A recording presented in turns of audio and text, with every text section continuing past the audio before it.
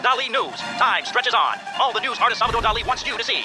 Dateline Hollywood, November 1945. World-famous surrealist painter Salvador Dali and animation pioneer Walt Disney have reached a decision to produce a surrealist animated film in a new medium never yet tried. A film Dali describes as the first motion picture of the never seen before.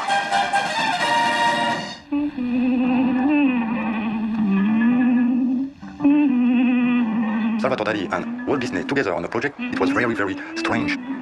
Because I believe that it's two opposite persons. Salvador Dali was considered the crazy modern artist by the general public. Walt Disney was the great animated cartoon maker.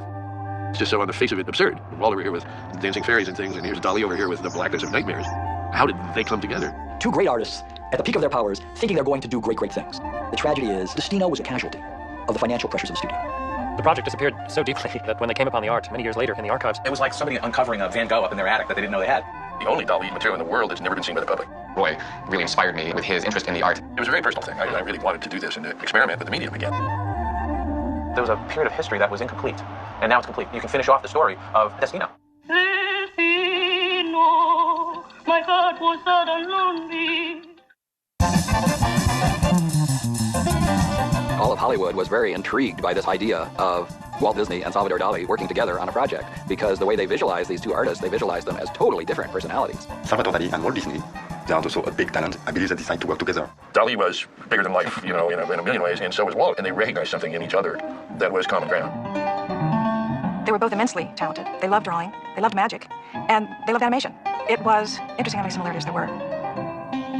Walt Disney was born in 1901 in Chicago, Illinois. 3 years later, and halfway around the world, Salvador Dali was born in the small town of Figueres, Spain. Walt Disney had a very difficult childhood. His father was a very tough man. Elias Disney was one of these guys who didn't drink, didn't smoke, didn't laugh very much, kept his nose to the grindstone. A father who was very tough, unforgiving, and in some ways unloving. Walt found his release in art. He loved to draw from the time he was a little boy. As he got into grade school, he was always drawing. He was the artist for the high school magazine, and he drew attention by the fact that he was a very good artist. Dali's father was a very strong man. He was very strict. He was conservative. He wanted Dali to become a teacher of art.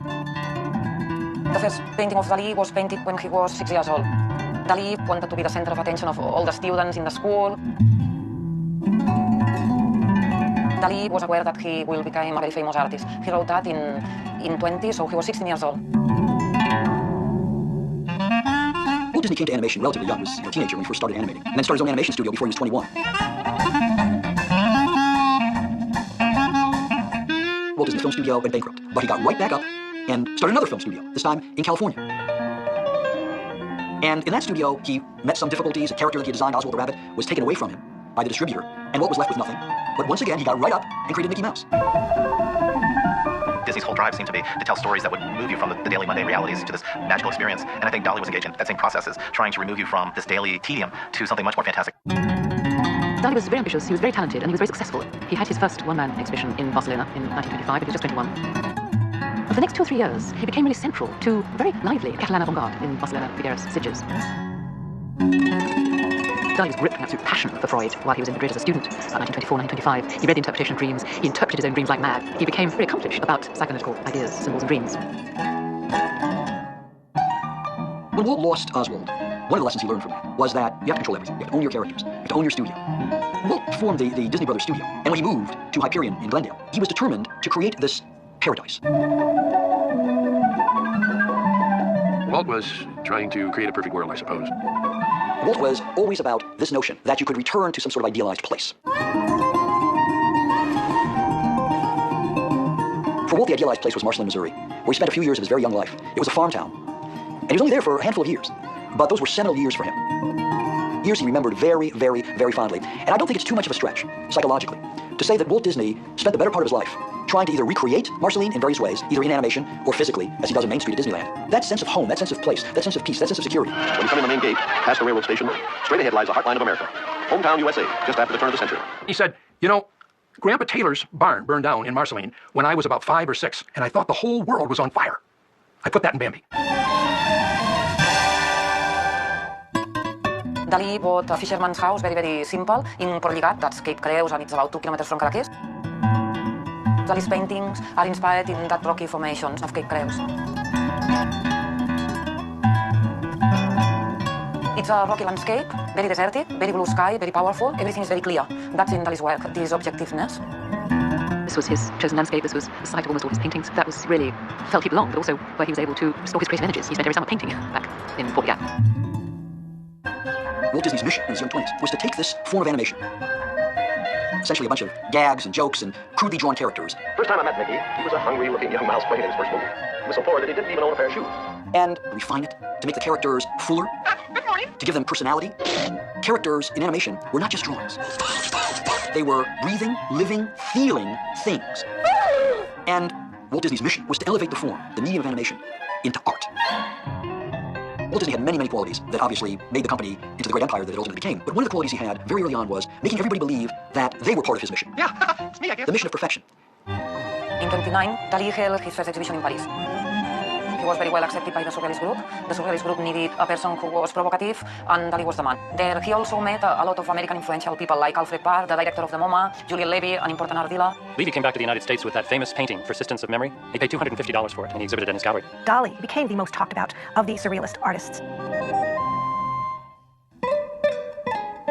When the group of Surrealists come to visit this extraordinary young man in his home lair in Cadaqués, he falls in love with Gala Eluard, the wife of the great Surrealist poet, Paul Eluard.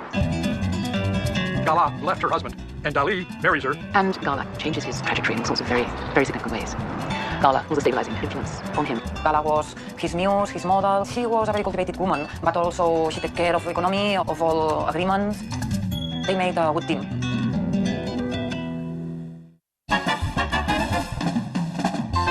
In the 1930s, Walt Disney was considered a genius on the level of Chaplin and Eisenstein in terms of filmmaking, and he was considered a great innovator of a new kind of visual language.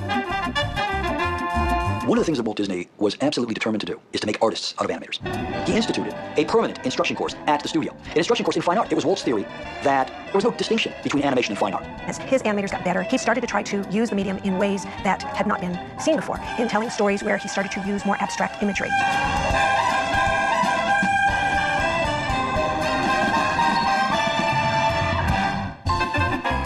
Throughout the 1930s, Walt used the Silly Symphonies as his testing ground. It was where he could test different types of effects, different types of characters than he was putting into the Mickey Mouse cartoons. Walt Disney was not just a film studio head. Walt Disney was a brand name. Salvador Dali was as much an icon as Walt Disney was, an icon of modern art. Dali really loved movies, and he especially loved the newsreels that preceded the films. Now, the Disney cartoons, I think he recognized in the Silly Symphonies the potential for surrealism in animation. Walt Disney was someone that was really changing the whole field of animated cartoons. Dali had a lot of interest in cinema because at a very early age, he knew that that would be the language of the 20th century. If we look back at Dali's early surrealist style paintings, there was a kind of cinematic dimension to his paintings. There was the notion of narrative already there. He had become a close friend of a filmmaker, Louis Buñuel, in early 1929. He and Buñuel made the famous film An Andalusian Dog, which was immediately picked up by the smartest avant-garde circles in Paris. And later on, they created L'Isle They are both the most important surrealist films. They created powerful images, very strong, very provocative, and Dali discovered that he wanted to be a filmmaker. He loved a lot of the things that were coming out of Hollywood. His early paintings, I think you could easily argue, have a lot of qualities that come directly from the cinema. Dali came to America the first time in 1934. Julian Levy had a small gallery on 57th Street and invited him to show his work. When he first came over on the boat with his wife, Dali was met by a publicist who hissed to him, "They can make you or break you," meaning the press. So he immediately launched into a story about doing a portrait of his wife with pork chops under her arms. Because he said, I love my wife, I love meat, I mix the two things I love the most. And the press went nuts, and it was sort of this love affair between him and the press ever since. Dali kept coming back to the United States almost every year. Each time that he arrived at the States, he made a like of happening. He asked people to create a long loaf of bread, and then when he arrived in the States, all the press talk about that. Dali was the greatest marketer in his field the way Disney was in his. By the early 1930s, Walt Disney was already beginning to sense that he'd gone about as far as he could go with the short form. By 1933, he had hatched the idea that he was going to make a feature film, Snow White. Something that would be radically different from the kinds of animations he had been making. One that would be advancing this idea of perfection. One that would have a real story to it, not just a series of gags. One that would have real emotion. Clearly, if he was going to elicit that kind of response, he was going to have to create much more realistic characters, much more realistic backgrounds, a much more realistic palette than the kind of bold colors that have been in the Mickey Mouse and Silly Symphonies. Nobody had ever thought in terms of what it would entail, emotionally, narratively, visually. And Walt Disney did. When Snow White was premiered, the response was overwhelming. When Snow White was on the bier and the dwarves were watching her, crying, the audience began to weep. And that's when Walt knew he had achieved exactly what he wanted to achieve. Everyone now recognized his cultural status. He was only 36 years old. He got the cover of Time magazine. Salvador Dali was described by Time magazine as the Surrealissimo. He had his picture on the cover of Time, 1936. 1936 was a big year for him because he came to not only a one-man show at the Julian Levy Gallery in New York, but also he was part of this big show at the Museum of Modern Art, which was called Fantastic Art, Dada, and Surrealism. And Disney had two cells in that exhibit as well. So Disney and Dali were connected in the fall of 1936. By the mid-30s, Walt Disney was already attracting a tremendous amount of attention from intellectuals, who kind of adopted Walt Disney as this wonderfully naive folk artist who just has his finger on the American pulse. Everybody wanted to meet the man who had created these wonderful characters. Walt was a great attraction for many people in all different kinds of arts. He was friends with the Marx Brothers. His interest in classical music led to a meeting with Stokowski. George Balanchine visited during Fantasia. He had lectures at the studio with people like Frank Lloyd Wright. The studio was a lodestone for all of the arts at that time. Walt was just plain folks at the studio and at home with his family. But there was the side that socialized and lived in a bit of that Hollywood lifestyle. He liked to go to parties. He liked to hobnob with Hollywood stars. He had his picture taken with Spencer Tracy and Laurel and Hardy. He liked to play polo. Very Hollywood thing in those days. DALI went to California in 1937 for the first time with his wife Gala, and he immediately looked up Harpo Marx because he thought that he was one of the great surrealists of the cinema. DALI wanted to meet Harpo Marx and to make some portrait of him. So he sent Harpo Marx an art, but a special kind of art with barbed wire. So Harpo Marx said, okay, you can make a portrait of me, I will play your art. And they become friends.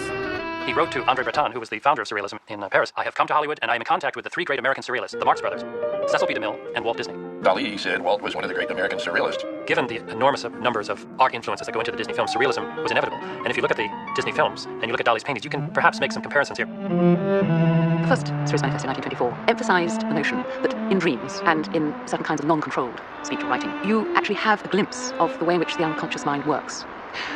Freud talked about the dream condensing two or three different things into one. DALI was very interested in a kind of morphology, one thing changing to another, or one thing obviously containing other images that reveal themselves if you stared at it long enough. DALI was interested in chains of connected images, things that could symbolize something else.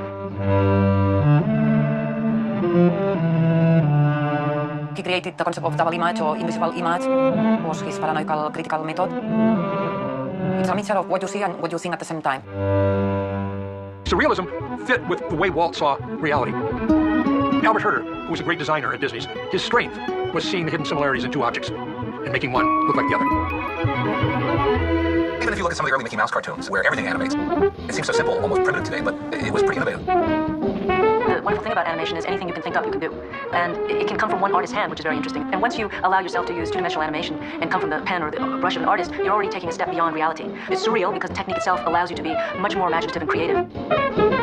There's so many surrealistic sequences in those early films. Pink Elephant Parade is extraordinary and would be worthy of anybody's wildest dreams.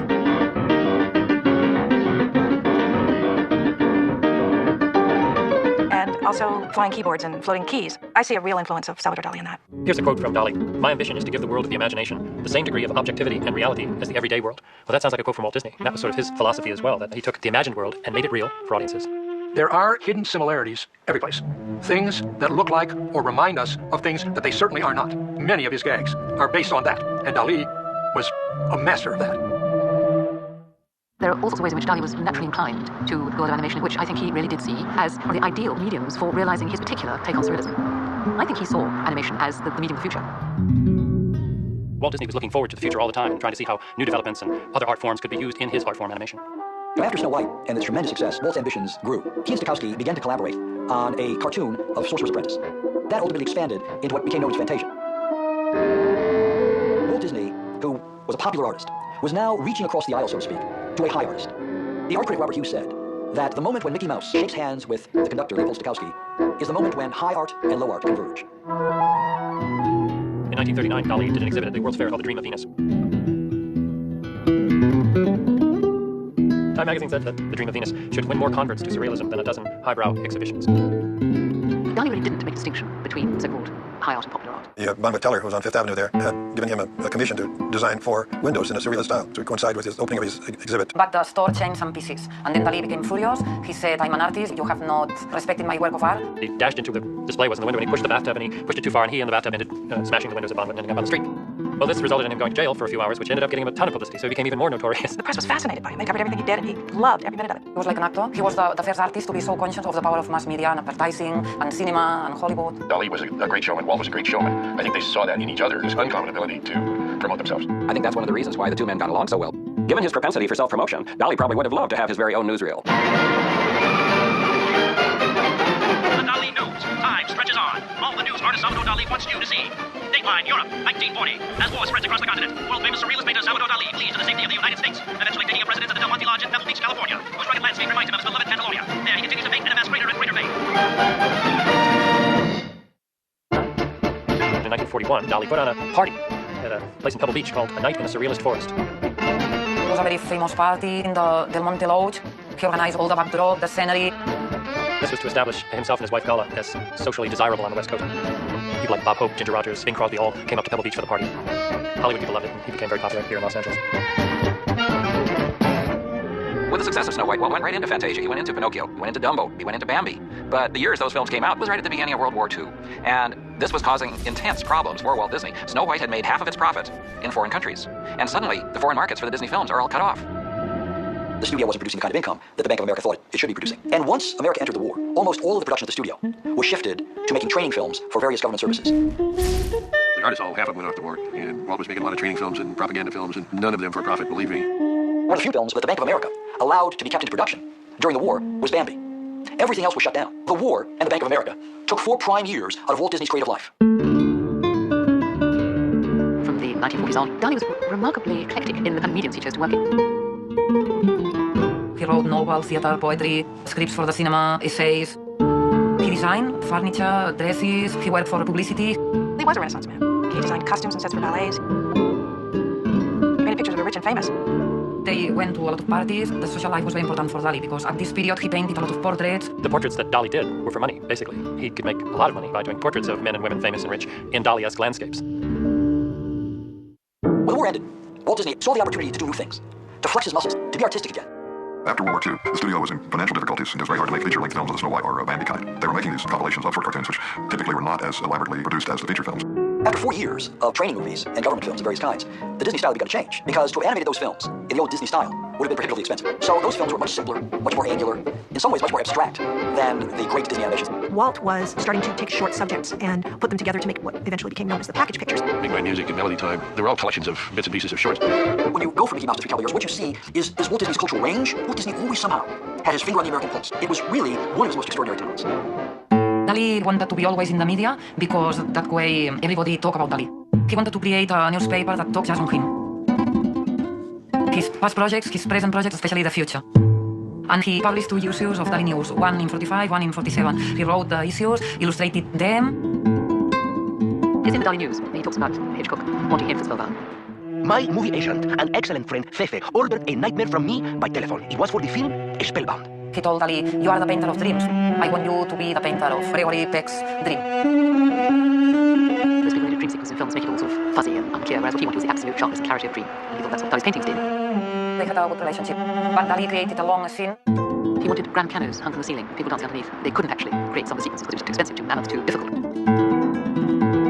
Sometime in 1944, Walt had seen a book of DALI's paintings on the desk of Mark Davis, one of his animators, and Walt asked to take it home.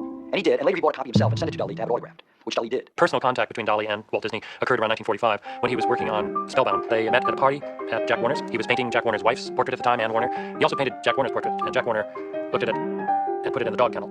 Walt was totally intrigued with this guy when he met him, and Salvador Dali was totally intrigued with Walt Disney, and they hit it off very well right from the very beginning. Disney and DALI have a conversation about, gee, wouldn't it be great to work together? And sure enough, Walt Disney follows through, and a contract was drawn up. DALI came in and they made a deal to produce a short subject. And in early 1946, DALI starts to report to the studio every day. One of the great things with Walt was he always wanted to do something different. So having Salvador Dali come to the studio and essentially apply his surrealistic techniques to animation, it seems like a natural leap to me. In some odd way, they needed one another. DALI wanted to be a popular artist who still retained the idea of being a high artist. Walt Disney was a popular artist who wanted the esteem of the high artist. So in a way, this was a match made in heaven. Walt came in one day and he said, I was out to dinner last night to my friend Jack Warner's house, and he's got that Spanish artist, Salvador Dali, staying in his house. And I asked DALI if he'd like to do some work for me. And DALI said he would. So he'll be over day after tomorrow, and I'm going to bring him to you because I think you can handle the thing. I was in luck, all right, because he was an extraordinary person to share subsequent many months with. John Hench had attracted Walt's attention through his intellect and his artistic sensibilities, and so he assigned him to follow through with the production, with DALI, working with him directly. I had started with story development, but I was curious about the business and what made it take. So I sort of transferred myself into layout, and then into background painting, and then into several other areas that Walt must have been aware of. Walt really trusted John Hench to understand what he wanted. By putting John Hench in with DALI, it was as close as Walt could get to putting himself in with DALI on a day-to-day basis. It may have something to do with my French he thought would help. My French wasn't any worse than his English. DALI was given free rein to come up with a subject. And the project they decided to collaborate on was an animation of a Mexican folk song, which Walt had scored at the studio called Destino. DALI selected the title because he was interested in destiny. He thought the music must be good. with the work being done on Los Amigos and Three Caballeros, they were looking at the cultural sounds and sights of our neighbors to the south. And so it's quite natural that a song like Destino, this Mexican love ballad, would have come to the Disney studio in some fashion. Walt and Salvador Dali really nurtured the press, and this was a great coup for both of them. Walt Disney, the master of cartoons, goes surreal, and Salvador Dali goes to animation. The press had a ball with it. Dali said things that were rather incomprehensible but amusing. This is a magical exposition of the problem of life in the labyrinth of time. Walt Disney kept trying to convince you of the reality of his characters. Just a simple love story. Boy meets girl. The first day on the job, John Hench brought Dali a stack of animation bond paper to work with. And Dali refused it. He said, no, I can't even work with this. And he held it up, and of course, animation bond at that time had 5 holes in the bottom to register it. And he said, no, it already has a design. We shared a table and the space, and he was very prompt. Like a regular working guy, 9 to 5. We were working on a storyboard, so mostly we drew. He used pen and ink and different sorts of pencils. So we had the storyboards fairly well spotted that he started to do some painting.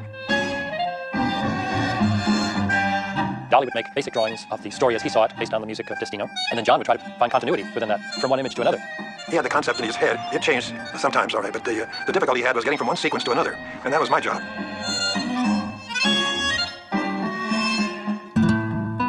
Dali never had that kind of a discipline on him. He did what he did purely because that's who he was and it was his art.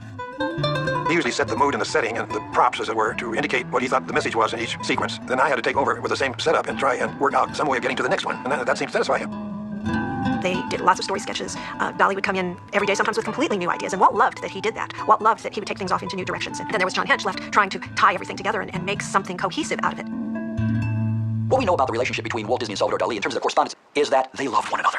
Dali couldn't say enough about the genius of Walt Disney. Very dear friend, good day. I have not ceased to imagine things for Destino. It must be the miraculous fusion of living action and cartoon. I have found a new idea 1,000 times more spectacular for the Temple of Love. I am sending from New York an explanation in watercolor to John Hench. My affections to Mrs. Disney and yourself, dear friend. Your friend, Salvador Dali. Walt was constantly praising the inventiveness, the genius of Salvador Dali. Ideas just pour out of it, Walt said. Dear Gala and Dali, I am happy to know that you are both so thrilled over Destino. We are not going to let the pressure of time stop us from getting something that will be worthy of Dali's talents. If we can find the time, Mrs. Disney and I would be happy to visit you again. My best wishes to you both, and looking forward to a successful adventure with Destino. Sincerely, Walt Disney. Dali was a very sincere person, but apparently very absent-minded. His wife Gala would have to pin directions on him so that he could get from one place to another. He couldn't drive a car, he had to have drivers. And he couldn't figure out the difference between 300 and 1,000. He was constantly asking, what's the difference between 300 and 1,000? John Hench was a tremendous draftsman, and John's particular skills enabled him to take the ideas that Dali was coming up with and to try to absorb Dali's style. Many years later, in looking at some of the pictures that had been drawn, some by Dali and some by John Hench, even Dali couldn't tell the difference between the ones he had done and the ones John Hench had done. Destino is filled with a lot of Dali symbols, the visual motifs that run through his work. We have to know all Dali's work till the 40s to understand all the imaginary that's in Destino. All Dali's in there. There's a profound melancholy in many of Dali's best paintings of the 30s. In Destino, there is a very strong sense of nostalgia, of something that is almost within reach and then is lost again. It's a love story. It's a awakening of love between two people. He started out with destiny being a matter of time. So there was some symbols of time that the male protagonist was eventually associated with. They were both dancers. The girl's head becomes like a dandelion, and this essence of her is floating all over everywhere. There were phases of a love affair that were being developed, and being together and being separated. It was kind of a ballet of the destiny of love. That film is about a longing so intense. It's really in the song. And it's Dora Luz. I fell in love with her when I saw The Three Caballeros. It says, my empty arms are filled now, as they were meant to be. In Destino, you see a lot of references to time. His famous melting clocks is also in the film. I said, what do they mean? He said, well, it means that sometimes you're waiting for somebody, the time stretches and becomes a long time. Other time you're having a good time and time's very fast. Turtles were another form of time. They were supposed to be very slow. The scene of the two heads marching towards each other, meeting, and then their profiles creating ballet dance. I think that's very Dalinian. The animated paranoid image, if I could call it that, the way it actually can change before your eyes. These various experiences with the outside world, fame and money and alcohol, these things attempted to stop her. They were blockages. Then there's a baby. There was maternity was another that she avoided. He had designed a labyrinth of different forms that the two protagonists, the girl and the guy, were separated. The male protagonist was lost in this labyrinth, and he was searching for a way out, and was full of huge statuary.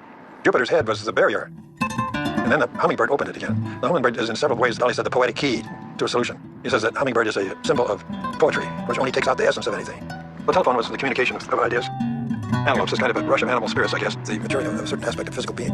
DALI painted quite often one of his cousins jumping rope, and then he converted this image into a bell of a church. So that's present in Destino.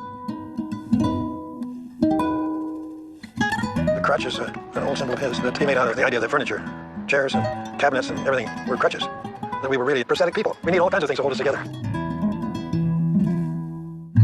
This is near the end, and he wanted to be a kind of region of the heart in this big citadel, or temple. He thought it was a ballet, and since these two protagonists were dancers, there was to be in this reconciliation after being together like a baseball game. And the girl's head was the ball. It is a little strange, but what you got to remember is that where the ball goes straight into this catcher's mitt, which becomes his heart. Salvador Dali and John Hench were well into their work on Destino toward the end of 1946. And by this time, film distributors were hoping that Walt would get back into doing full-length features again. I'd heard that our releasing agents didn't want any more of the package pictures, so I thought if I'd shoot a little test, Walt might be intrigued to go ahead with it. I didn't have any animators, so I got him to paint on 2 sliding cells, and he had already done a background, so I thought, well, I should shoot it on the multiplane camera. I just slide 2 figures together. When they touched, the negative space between them would be the involvement of the girl. I shot the thing, I sneaked it into the projector at that little theater they have in Carmel, where Dali was at the time, and he was waiting till all the people went out and put on the picture. And I didn't know if the manager of the theater was watching it, because after the thing had flashed on and off, I heard this big voice, "My God, what was that?" And so I thought, well, that'll be good, I'll show that to Walt. There's been a lot of speculation about why Destino never got made. One opinion has it that the vogue for package films was over, although Melody Time was released a couple of years after they started this project, and it wasn't in it. The other theory is that this was so bananas a project that Walt just couldn't release it.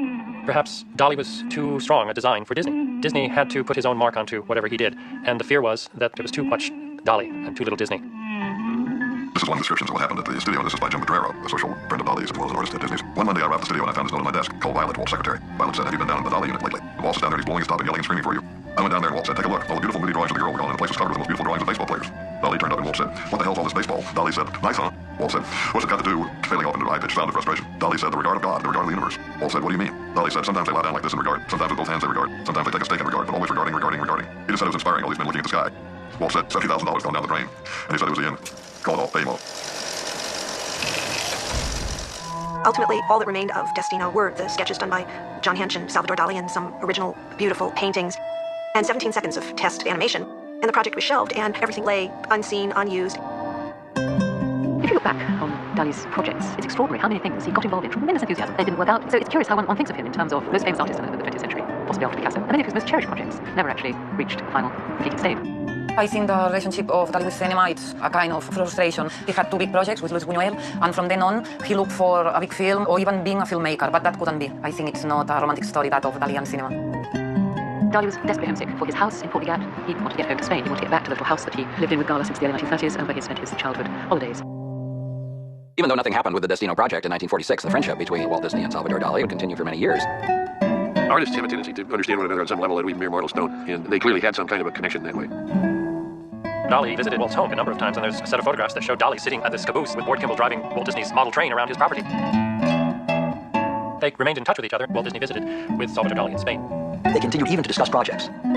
Don Quixote had been a subject study for Disney for many years. It would have been something that would have appealed to Dali. I'm sure Walt said, "Look, your name is golden. I'm not going to waste it on Destino.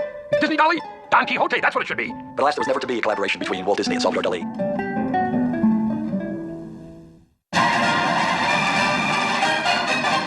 The Dali News. Time stretches on. All the news artist Salvador Dali wants you to see. Dateline, 1948. After 8 years in exile, world-famous surrealist painter Salvador Dali departs the United States for his home in Portugal, Spain, leaving behind his unfinished collaboration with Hollywood legend Walt Disney.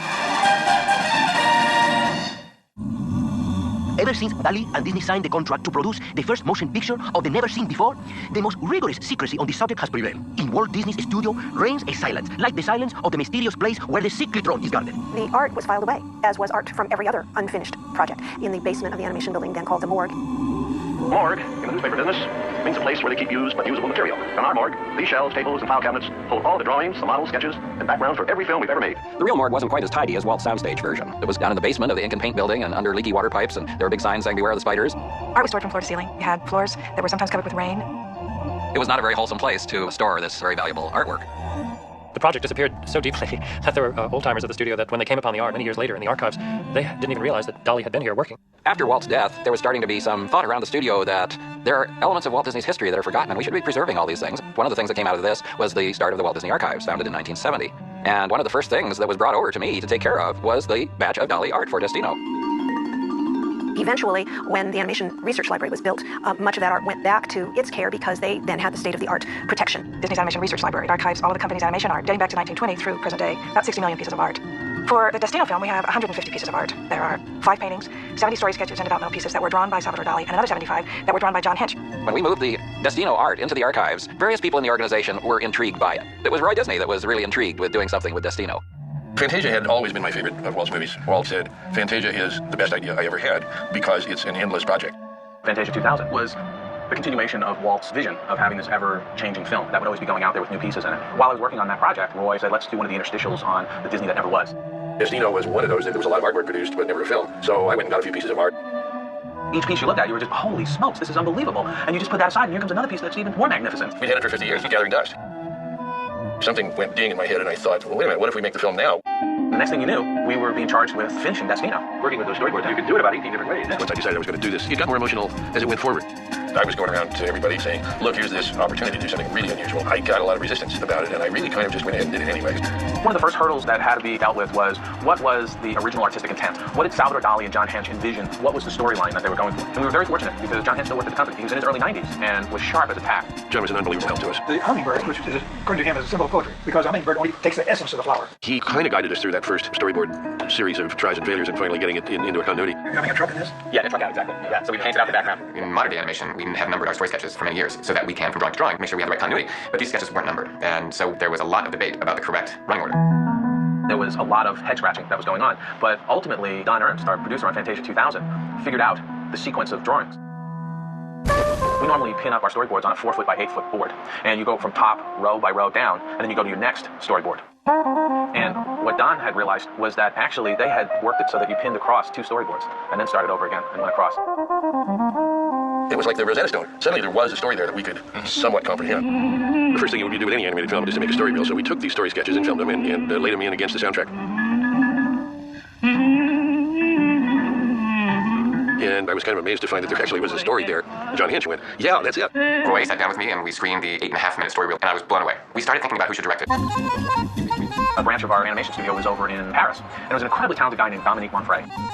Dominique Monfray and Paris Studio had been contributing to our movies for 10 years, doing minutes of each of our big 2D releases.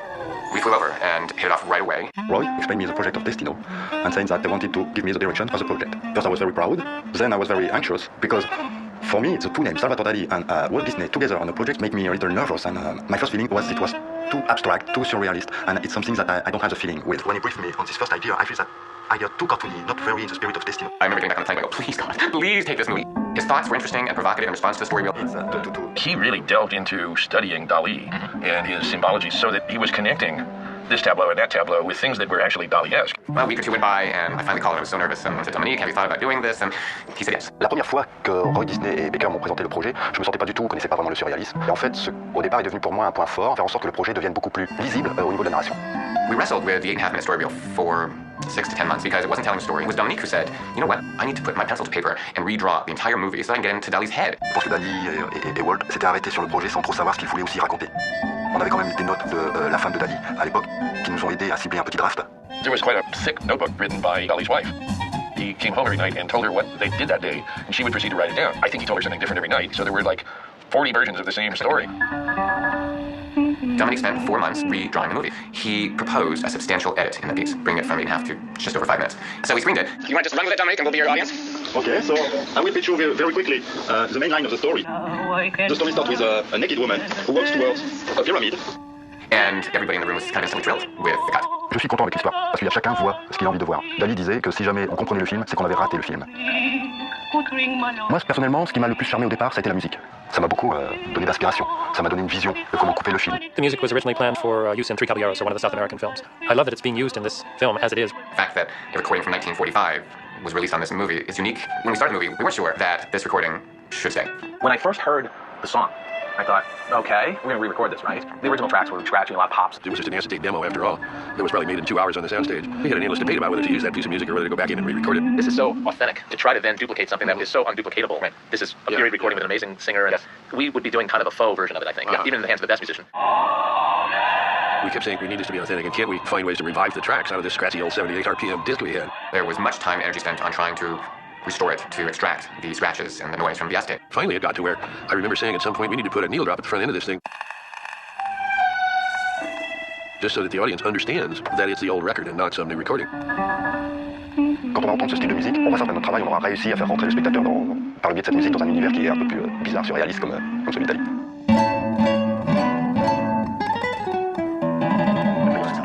Part of the value of having it produced in Paris under Dominique's watch was that he would be able to draw and animate and supervise every part of it.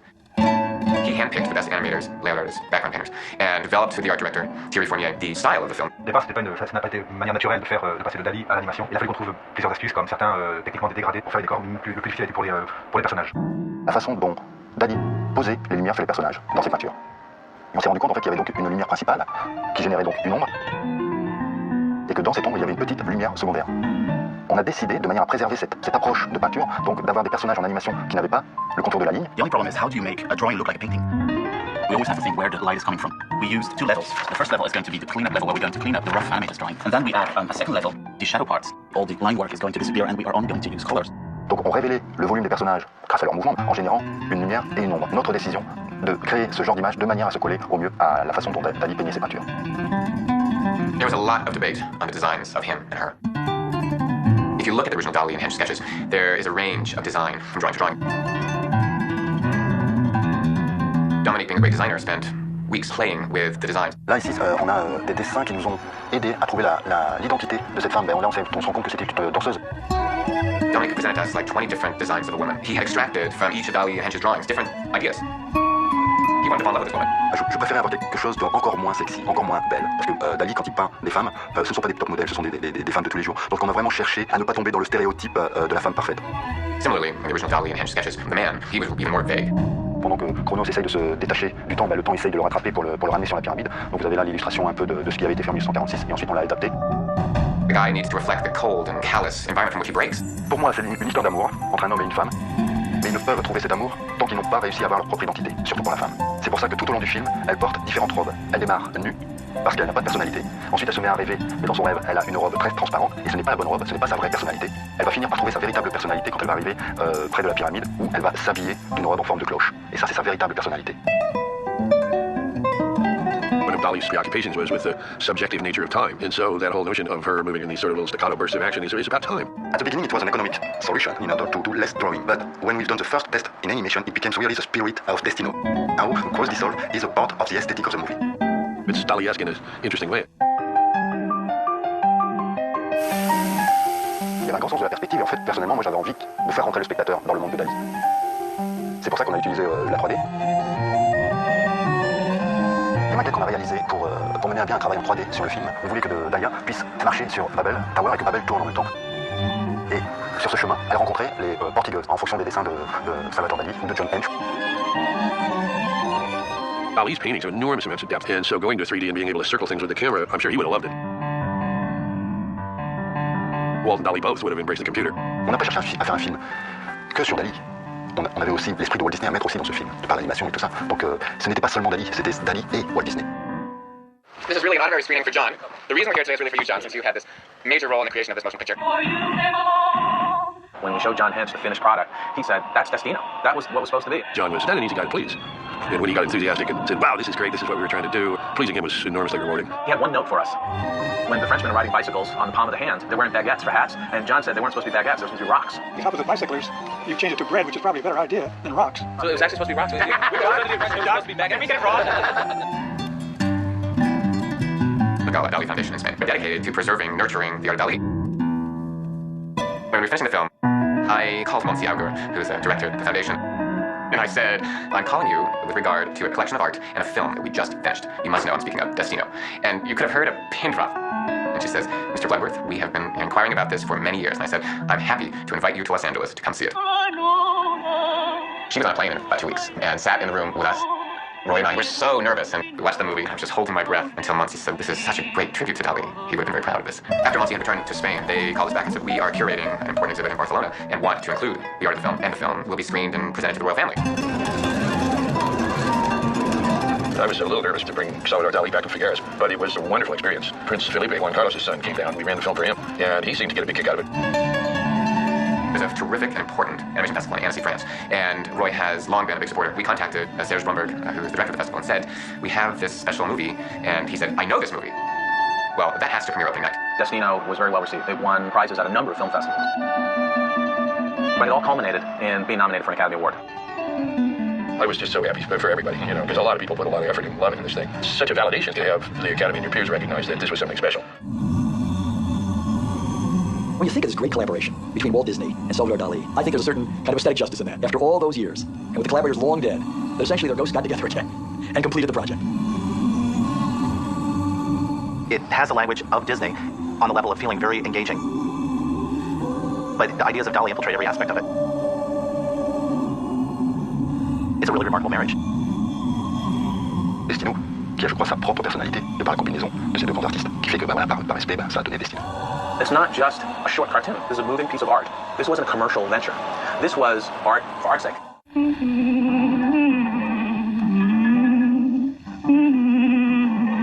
I know the satisfaction that Roy feels. What a gift to give his uncle.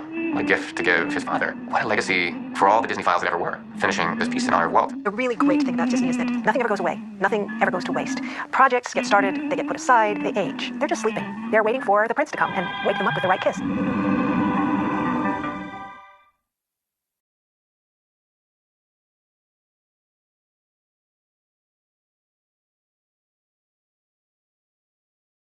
This week, Dali.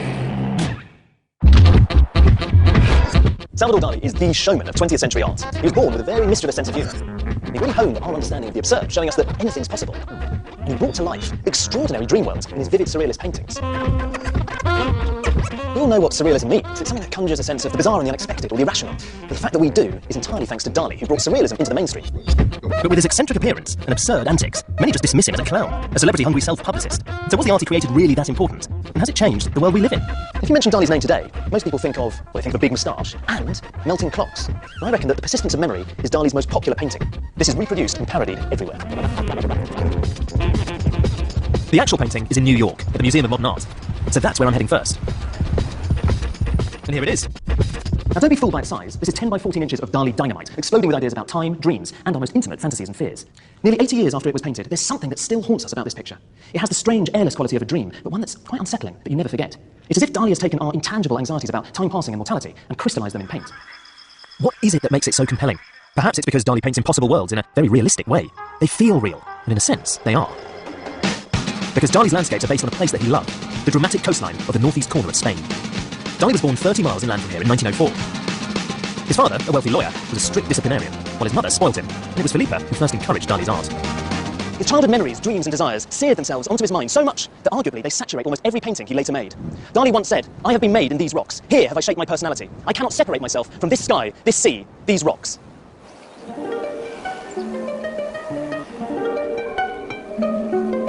Nestling in this rocky coastline is the town of Cadaqués. The Dali family used to spend their holidays here, and it's where I'm meeting Dali's biographer, Ian Gibson. And he fell utterly, totally and madly in love with the place, and I can understand why, because it's quite magical. Tell me about Dali's family. Well, he had a terrific family. I mean, this photograph, which was taken more or less here, and this is Dali sitting there. Probably be 5 or 6 years old. I love the fact that he's positioned himself right in the middle of this early stage. So you always have to be at the centre of things. How important is it to understand this place in terms of his later art? It's absolutely vital. I mean, all the early drawings, the early paintings, the church figures, and I don't know how many of. And I would say everything here, the people, the houses, the architecture, the boats. Without Cadaqués, there is no Dali. It's as straightforward as that. I think really he identifies totally with this landscape. Dali's childhood paintings of Cadaqués show his incredible natural talent. He made this one when he was just 15. You know, he could draw from the day he was born. He just had it in the blood. I suppose that's why he thought very early on he was a genius. And he could do it. No, he can do it. When he paints a duck, it's a duck. When it's a swan, his mother said, as he scratched off the paint on a table in Figueres. He just was born with this gift.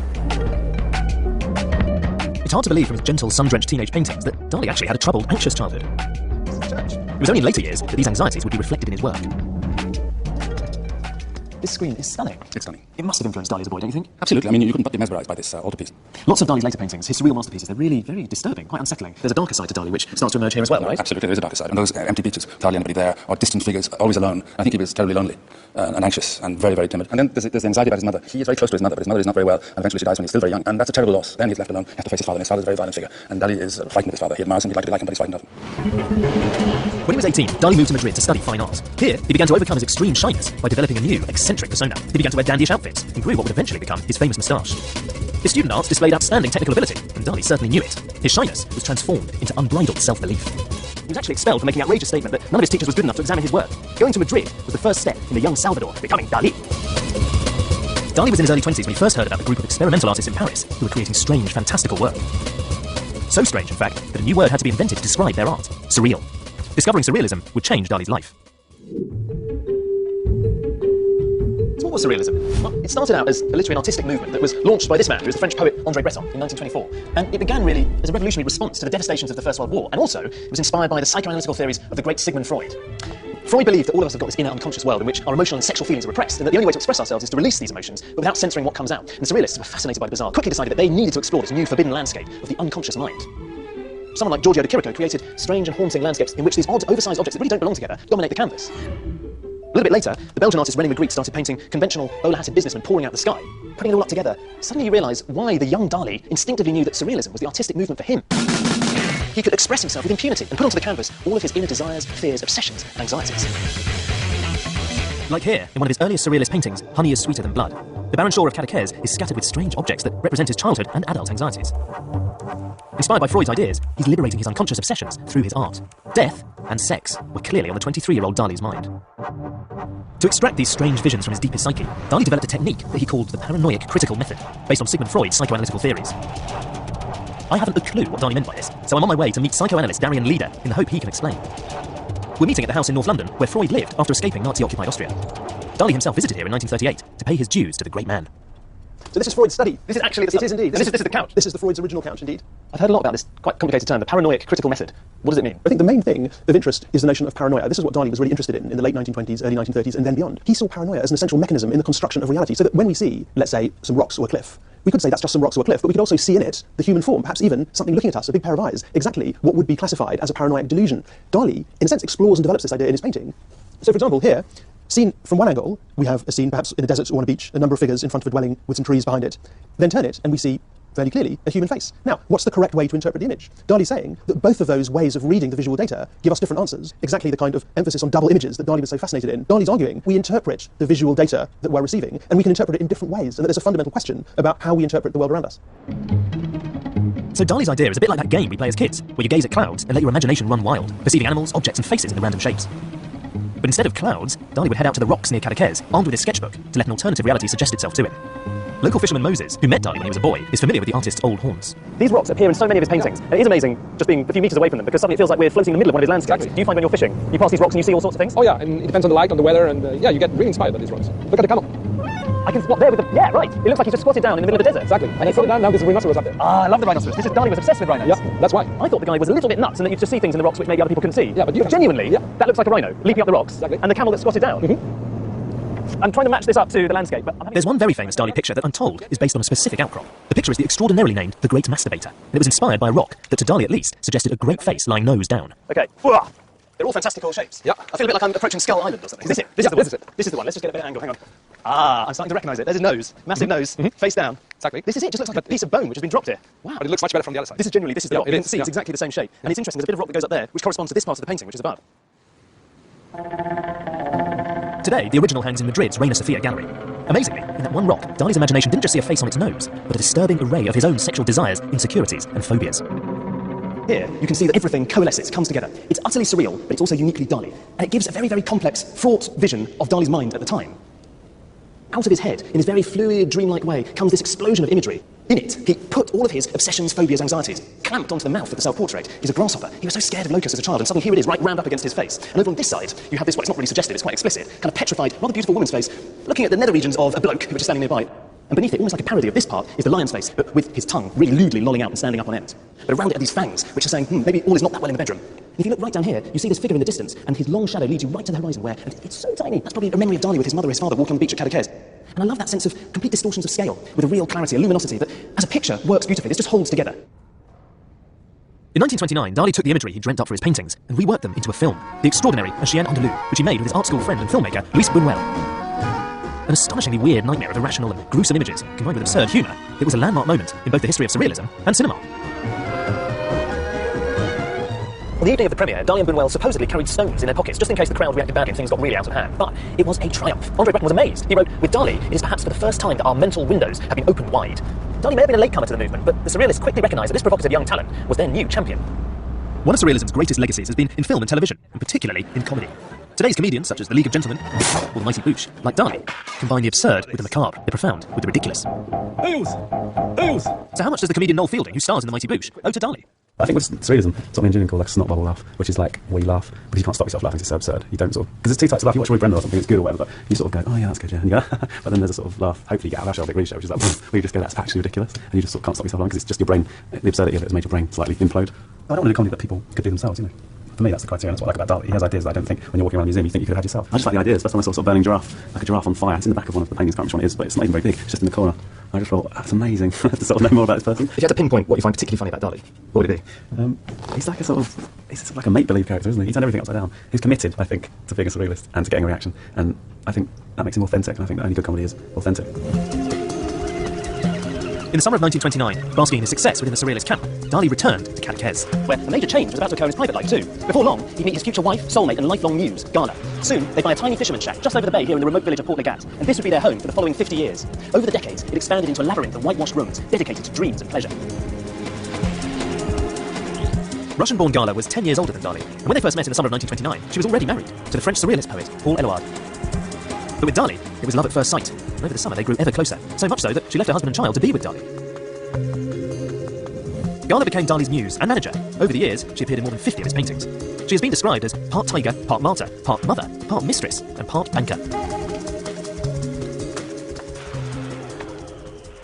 This is Dali's studio.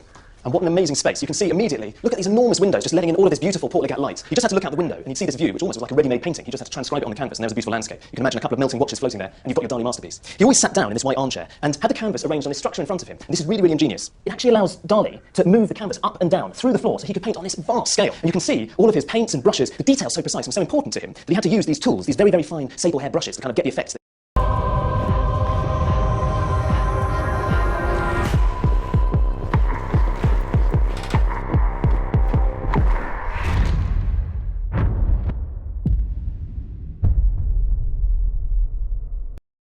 What's different about you? It's Chevron with Techron. I'm feeling so good. I'm getting unbeatable mileage and working on keeping those engine parts clean. Come on, what is it? I'm telling you, Chevron with Techron. Awesome decision on our part. He needed. The combination of Gala's support and this wonderful location was a catalyst for Dali. Here in the 1930s, he produced many of his most famous paintings. They have the classic Dali elements. The desolate landscapes, stark light, sharp shadows, mutated, displaced objects, and optical illusions. Here, a half-kneeling figure becomes a hand holding an egg. This is the grand entrance to Dali's house at Port Legat. In fact, this small space was the original fisherman's shack that he bought. So, first of all, this is the only bit that he lived in. Gradually, the whole place evolved and expanded outward like cellular growth. And in later years, when people came to meet them, well, you can see, they'd been met by this ferocious polar bear. Dali's surprisingly tasteful home is full of these unusual and unexpected objects. With the exotic stuffed animals, the giant eggs, weird sculptures, and sexually suggestive shapes. It's like walking into one of his paintings. But then Dali took surrealism far beyond just painting. It permeated every aspect of his life. In the 1930s, he was a pioneer of the surreal object. He would combine unusual and unlikely everyday things, which, when together, would become something absurd, yet strangely affecting. Most famously of all, he created the lobster telephone. One man who bought into Dali's surreal objects was the British patron Edward James. I've come to his Sussex mansion to meet art curator Ghislaine Wood and see some of the work that he commissioned. Hi, Ghislaine. Hi, Alistair. Hi. What a grand place. It is. It's amazing, isn't it? This is the vast country house of Edward James, who was a millionaire patron of Salvador Dali and lots of other surrealist artists, actually. And he was probably the most important patron of contemporary art in Britain in the 1920s and 30s. And this was his parents' house, this vast country pile. But he didn't feel very comfortable here, so he actually moved into the hunting lodge in the grounds of West Dean, Monckton House, and transformed it into this extraordinary surrealist environment. It's bright purple. It is. He covered the exterior in this incredible stucco and then painted it bright purple. It became a showcase house for Edward's collection of surrealist works. What he did was actually take Dali's ideas and then have them made by his decorating firm. What sort of things? Well, the lip sofa, which is just over here, one of the most iconic objects created. This is possibly the sexiest sofa I've ever seen. It is. It's the Mae West lip sofa. It's a very playful piece. But if you want to take it further, it has all these other, more disturbing, perhaps, meanings. Here we have the idea of fetishization just completely embodied. All sorts of very erotic and disturbing ideas, but in a piece of sort of luxury interior design. Well, hang on a sec, because I'm looking at this and it looks like a very sumptuous pair of plump, juicy pink lips. You're saying this is dark and disturbing? Well, it is, because if you think about it, you sit in the mouth. As soon as you interact with this object, you're creating a dialogue between you and the object, which, of course, is what Dali was so brilliant at doing and what much contemporary art has explored later on. But, of course, the idea is that you're being swallowed into this female mouth. But upstairs, we can see another version, the one in red felt. Well, Edward James loved it so much that he got it repeated again and again. And in fact, Edward had 5 made. Wow. Incredible, yes. Imagine having this at the foot of your bed. Can I just say, this is probably one of the most famous things of the 20th century, and this is just in Edward James's bedroom. It actually was made as a working telephone. It's your ultimate surrealist composite object. What it does is it takes two completely disparate, pre-existing things, a lobster and a telephone, puts them together and creates a fantastic new reality. But why do you think that this one has become so incredibly famous? It's a very simple idea, brilliantly done. Of course, there's this fantastic slippage between the shape of the receiver and the lobster, but also the idea of talking to a lobster is, of course, a very witty and humorous thing. And I love this chair. This is obviously just a pun on armchair. It is, and again, derived from an idea by Salvador Dali. These ones are really grasping for someone's bottom to come and sit on it. Well, indeed, or ticking your back, depending on, how you sit in it. But, I probably just revealed too much about myself. Well, indeed. I mean, that's the thing about Dali. It's all very subjective and personal. It's not just Edward James's home that's been shaped by Dali. Surrealism's playful and unexpected transformation of everyday objects has had a huge influence on interior design. One thing that Dali's surrealist objects teach us is that anything is possible. Why shouldn't a lobster or even a hamburger be a telephone? Or why can't you sit on an enormous orange dog in the privacy of your own home? One thing that Dali's introduced into the world of interior design is this sense of playfulness and wit and fun. I mean, look at this. This is a contemporary piece. It's a chair by the designer David Pomper. It's got these little silver legs. I just know that Dali would have loved this. This is really a latter-day surrealist object. By now, Dali's ambitions were limitless, and ever the provocateur, he wanted to preach the gospel of surrealism to as wide an audience as possible. And in the 30s, there was only one place in the world where he could really do that: New York.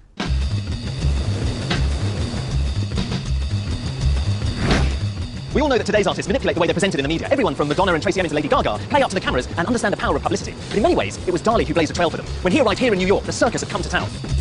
New York became a showcase for Dali's work. He exhibited at the Museum of Modern Art, designed shop windows on Fifth Avenue, and even made a surreal installation at a World's Fair. He called his creation the Dream of Venus, a pleasure dome filled with naked women and unfettered desire. The Persistence of Memory was unveiled in New York in 1932. It was originally bought for just $250, but the reaction to it and to Dali was immense. Dali once said fame was as intoxicating to me as a spring morning, and here in America, he found fame like he'd never known it before.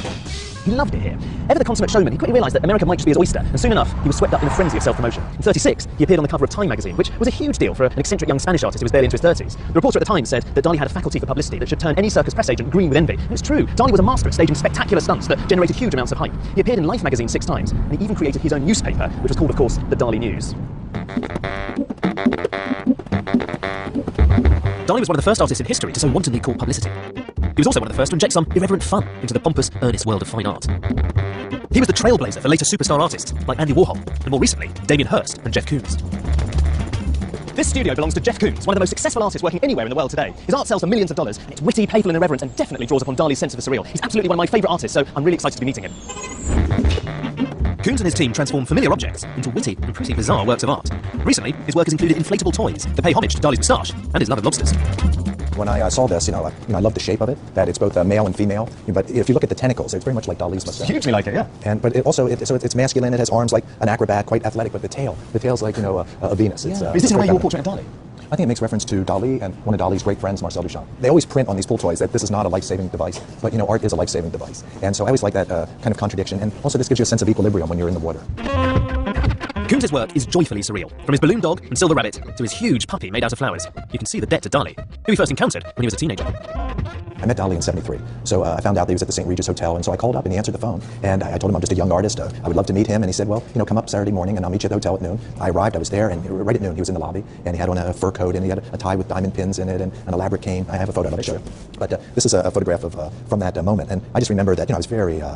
I was excited, and I remember him saying, you have to hurry up. He fixed his mustache, he put it up, and he said, you have to hurry up, Jeff, because, I can't hold this pose all day. And I don't know if he said Jeff, but probably young boy or something. You'd like to think he did. That evening, I really thought, I can do this too. Art can be a complete way of life for me. I can spend all my time doing it, and I really had a sense of possibility. I think Dali very much was about kind of the expansion of horizon and the possibility, a great symbol of the avant-garde. So Dali's work expanded the boundaries of what's possible, challenging and unsettling us by throwing together the unexpected. And that's just what we see walking down today's catwalks, like the late Alexander McQueen's designs, which drew on unlikely, way-out references. Even high street fashion has embraced surrealism, and this is largely thanks to Dali, who back in the 30s was turning clothes into an extension of his art. Taking inspiration from his paintings, like this one, he and fashion designer Elsa Schiaparelli created a range of surrealist-tinged clothing. The tear dress created the illusion of Rick's skin, showing the flesh beneath. And the shoe hat turned convention on its head. They even designed a dress featuring Dali's favourite crustacean, which he thought was somehow sexually suggestive. An illusion perhaps not lost on Wallis Simpson, just before she married Edward VIII. And today, celebrities like Lady Gaga certainly continue the tradition of seriously surreal fashion. The glittering world of high fashion acquainted Dali with jewellery, another delight for his inventive spirit. He designed brooches like tearful eyes, and ruby red lips with pearls for teeth. But it wasn't just wearable jewellery. Typically, Dali pushed things even further later in his career, blurring the line between jewellery and sculpture, creating jaw-droppingly intricate objects that on closer inspection deliver a surreal twist. In 2007, Damien Hirst made headlines with his skull covered in more than 8,500 diamonds. It was on sale for £50 million. But but Dali had got there first. More than half a century before Damien Hirst caused a sensation with his diamond skull, Dali was already designing jewellery, and pretty weird jewellery at that. This piece is called the Royal Heart, and it consists of a heart made of rubies that's beating in the middle of a gold setting. It's not to everybody's taste. It's quite brash and possibly even grotesque, but there's something quite mesmerising about watching this very hard substance, the ruby, look incredibly soft and flesh-like there in the middle of the brooch. By the 1940s, Dali had produced numerous surrealist masterpieces, made a groundbreaking film, and introduced surrealism to fashion and jewellery. The really weird thing is that even though Dali had done all of this stuff to promote surrealism right around the world and make it this incredibly famous and popular artistic movement, the founder of the movement, André Breton, wasn't happy. He actually expelled Dali from the surrealists altogether, ridiculing his love of fame and money, with a catchy anagram that transformed Salvador Dali into a vida dollars, which basically means greedy for bucks.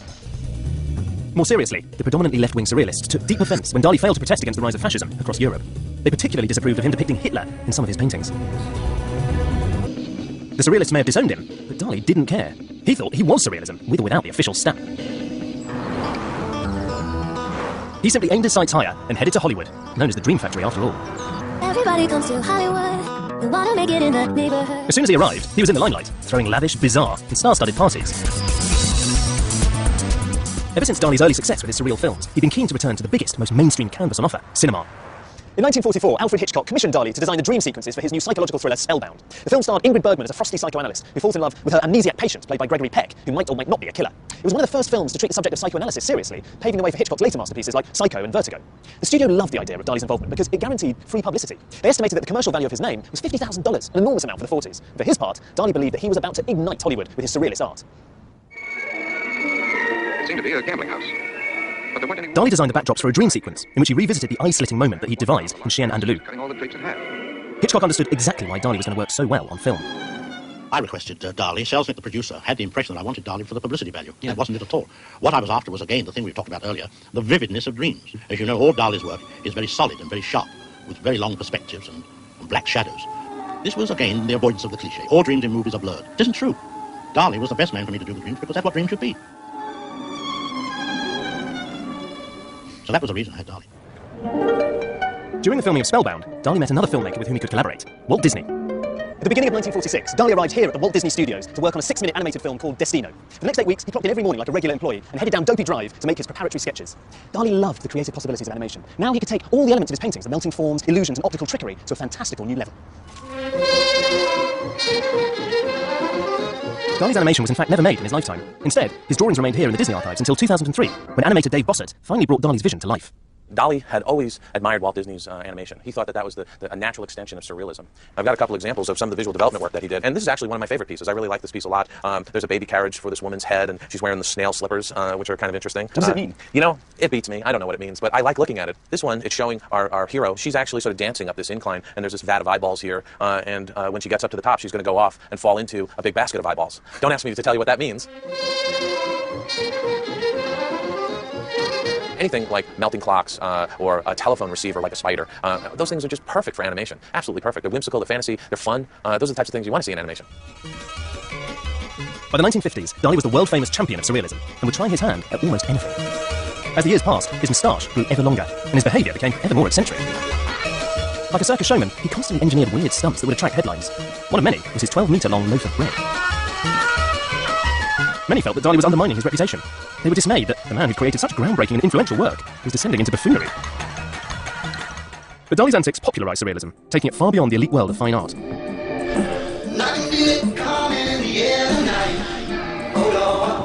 Today, it's everywhere. You can hardly turn on your TV without encountering the surreal.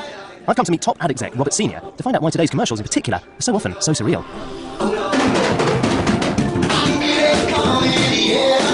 I mean, I just should start by saying I really love that ad. And part of the reason I think I love it is because you've got this gorilla who looks so soulful and sort of kind of sad and a bit melancholy, and then he just lets rip and he starts drumming. It's all really good fun. What it's got to do with chocolate, I do not know at all. But my understanding is that it works. The start point was we want to bring to life and dramatise, if you like, unbridled joy. Why a gorilla? Why not? Well, isn't that precisely the point of surrealism? Things are so much more beguiling the less you understand them. Yeah, but something else like, I don't know, a lizard doing the can-can, that wouldn't work. It could have been. You see, that's the wrong lens. That's the lens to try and understand why, to try and apply a cognitive analysis to it, is to miss the point. Its start point is not, I want you to think differently about this. The start point is, I want you to feel an emotion about that. The art of a great salesman is they don't have to sell. And surrealism takes you away from the real, quite literally, into another place. And it makes you feel something that you can't quite rationalise. You take Dali himself, I think he really understood branding in its truest sense. He understood the importance of being, of the element of surprise.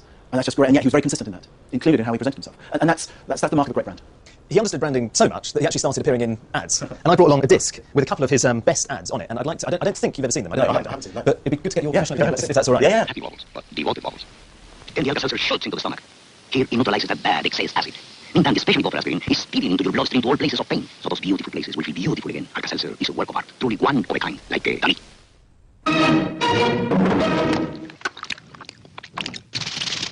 Je suis fou du chocolat l'envers. I think the first one, the Alka-Seltzer, was genius. It's a magnificently engaging product demo. It's fantastic, because it's bonkers. And you have a surrealist being surreal about an incredibly logical piece of science.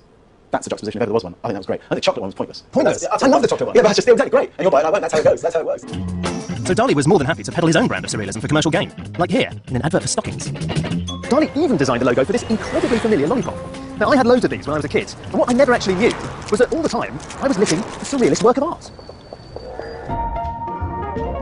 Despite the stunts and commercial ventures, DALI's post-war career did deliver some of his most popular paintings. A new fascination with religion informed pictures like The Temptation of St. Anthony.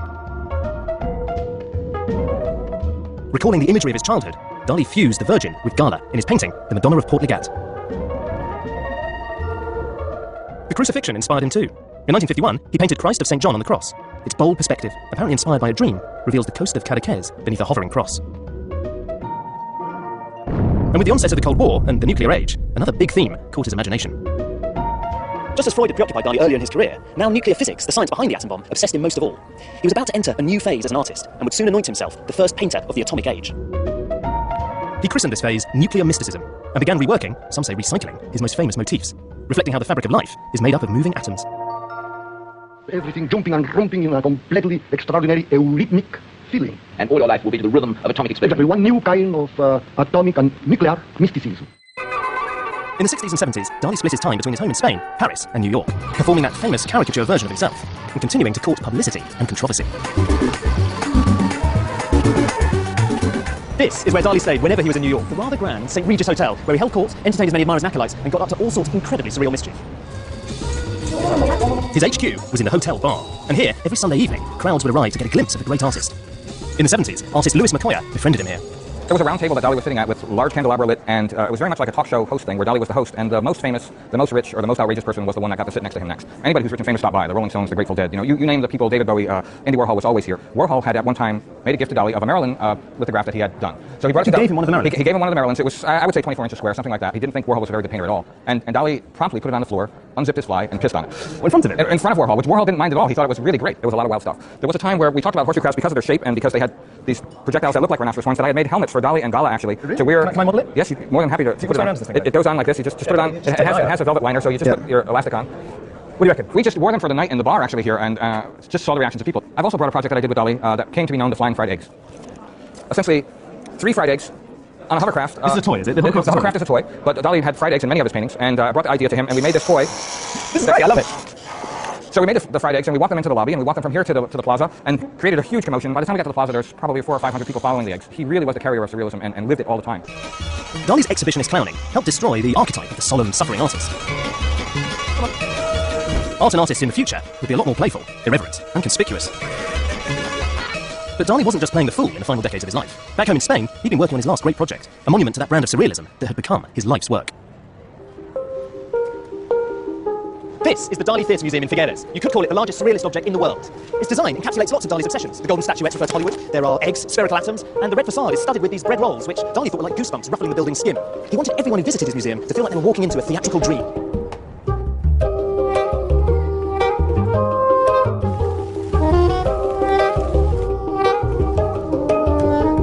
This place is unbelievable. This is the central courtyard of DALI's Theatre Museum, and I feel like I've walked right into the middle of his brain.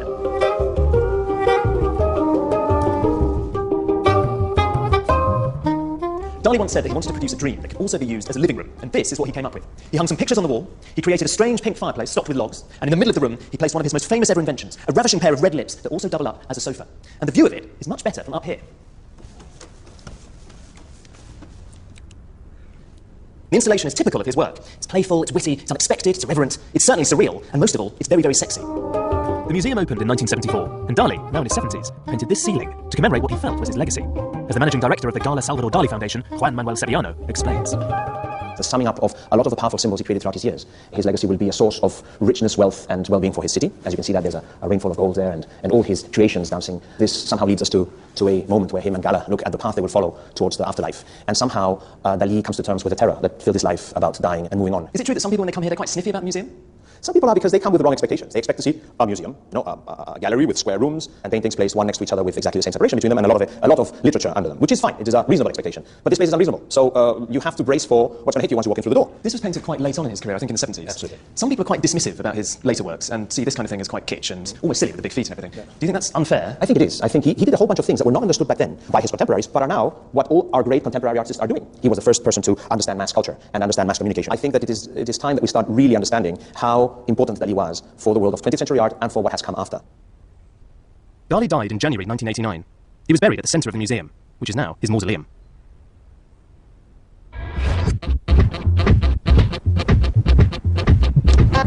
When I started this film, I knew that DALI was a really brilliant painter.